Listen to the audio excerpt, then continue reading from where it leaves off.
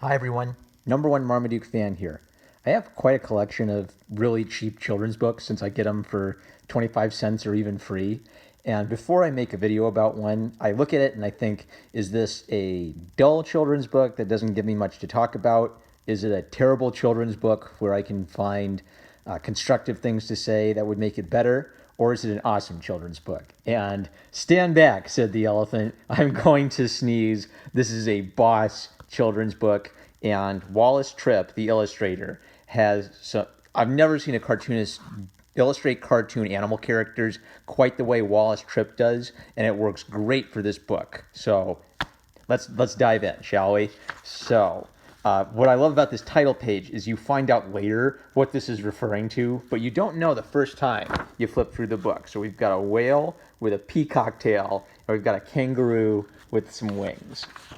One of the things I'll say about Patricia Thomas's text is it's not quite up to the level of a Dr. Seuss, where Dr. Seuss, when he wrote his rhymes, counted every single syllable so it just rolls off the tongue and sticks in your memory. This text has rhymes, but it never quite gets that same, beautiful rhythm that a Seuss book does. Iambic pentameter, I think it is. But it's pretty fun, and I think Wallace Tripp's illustrations really sell this one. So let's look at what we can observe. So a strong line kind of going up and down here to the elephant's spine. We see the bulge there where the bone is, and coming down here. If you look closely at this back leg and the joints of it, you can see a couple little wavy lines where it's a little bit lighter.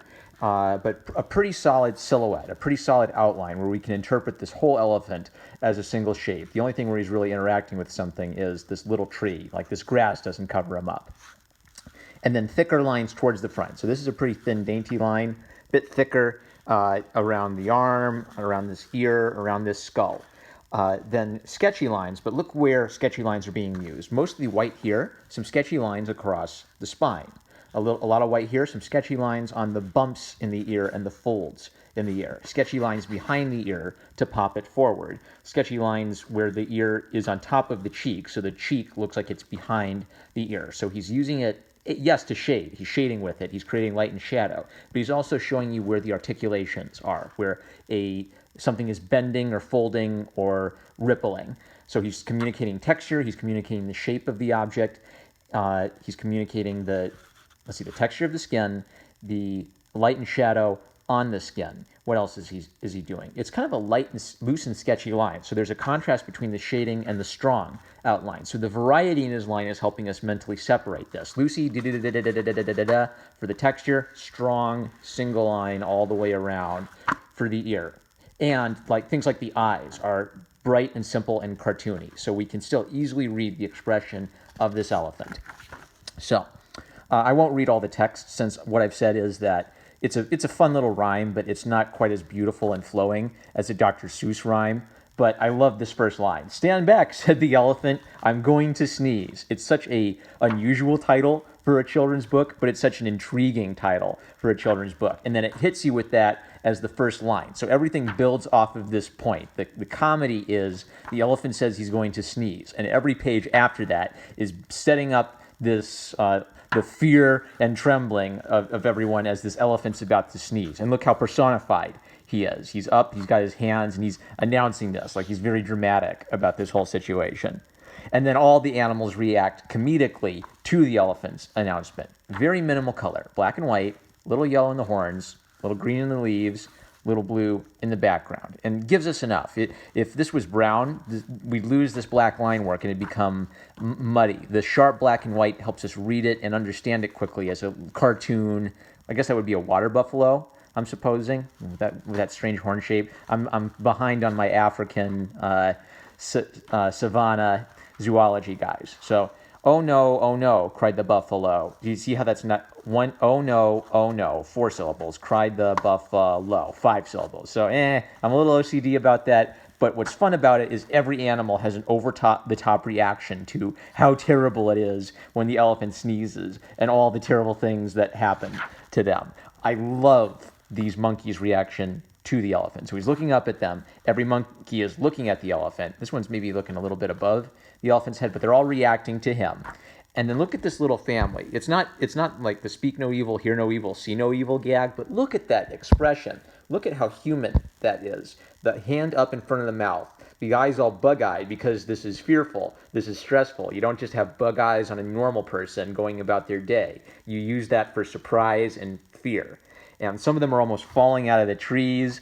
And the scenery is good too. So a big tree with a branch to accommodate all these monkeys. And it's got this great wave to it. But then it kind of tapers out down here so that they fill both pages, but they leave plenty of space for the words. "No, please, don't sneeze," cried the monkeys in the trees. And so they all urge him not to sneeze. The birds tell him that the last time he sneezed, their feathers all flew off, and the whales ended up with all the peacock tails. So that was what the title page was foreshadowing. All the birds' wings flew onto the kangaroos, and the peacock tails flew onto the whales. And all the animals start to freak out. Oh, I skipped this page. So, oh, whoopsie, I flipped too fast and I missed this one. Okay, well, we'll see the bear later. I love that he's got a honey jar. Here again. So the elephant is trying to go to different places to cover his sneeze, and every time he meets with a big reaction. The crocodile's going to give him that sort of simpy crocodile smile, and all the fish are coming up bug-eyed to look at him. This is just another good example of the strong outline all the way down, all the way up. You can see his whole shape, loose and sketchy lines on the inside to capture that elephant skin texture. Oh, I thought this was cute. The hippopotamus said, "A lot of us will fall right on our bottomus." Yeah, the author of this book knows the kind of words that kids laugh at when they're reading a children's book, and the zebra is afraid of losing his stripes. So the elephant announces that he's going to sneeze, so they all better run away as fast as they can. I'm going to skip that page so I don't get a copyright strike. So he says, boo, says the little mouse. Look at this reaction. Shadow, up in the air, a perfect silhouette, nothing interacting with him, so he can be read as a simple shape, but with sort of humanized body language as he's hopping into the air. Excellent. I love this drawing. Look at this. This is a great drawing of an elephant, but it's also a cartoon and expressive drawing. Wide eyes, raised eyebrows.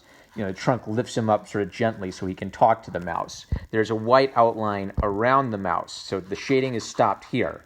There's no shade, stop, to let the mouse be really seeable. If the shading kept going, we'd lose the mouse, and we wouldn't be able to see the mouse or understand that you could see the mouse there, but it'd be harder to read it. This way I can zoom out. There's the mouse. Look at all this. So this is an example of just having ease of line, of your hand guiding you, and you trust your eye and you trust your hand to do it. You couldn't carefully. This is the opposite of sort of the, what do you call it, woodcut illustration type of style I showed a few videos ago in my review of the hotel, that weird art book, Hotel California, which had some Renaissance woodcutters. This is a much looser style, but it's perfect for the texture of an elephant skin. And it's so lively. It's like you could imagine that big giant elephant ear flapping in the wind a little bit. But it's not all loose and out of control and goofy. There's still control being showed in the shape and the construction of the elephant's face. Fantastic. So the mouse just reminds the elephant that because this little mouse scared him, he's completely forgotten to sneeze. And then in response to that, the elephant starts laughing his head off. But then accidentally, he starts unleashing all the chaos that he was going to unleash by sneezing. He's still unleashing all that chaos, but this time it's by laughing his head off. What's great about that is everything has been building up. "Stand back," said the elephant. "I'm going to sneeze." Everything's been building up to the sneeze, but it doesn't happen. Instead of chew, it's boo, the mouse, and then we get this. So the bad, terrible, horrible thing is happening, but the sneeze is not happening. Golden. That's great. I dig it. This is just hysterical. So we've built this gag of how horrible it will be for the elephant to sneeze, and even though he doesn't get to sneeze, we still get to see the ridiculous, over-the-top consequences. All the bear's hair falls off. The giraffe is spinning in midair with its neck flopping around. The fish's scales are falling off. The crocodile's snout turns inside out. This is a climax.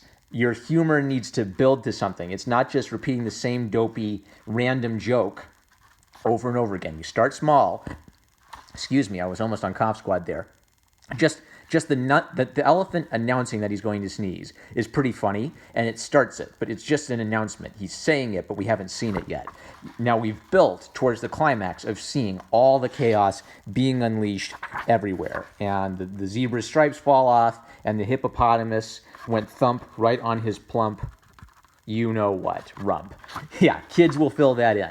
This is a great children's book, and Wallace Tripp is an excellent illustrator. He understands all kinds of zoology. He understands how to integrate them into the scenery. He understands how to make them really understandable and seeable, feel like a real elephant, but still be identifiable as a human sort of character.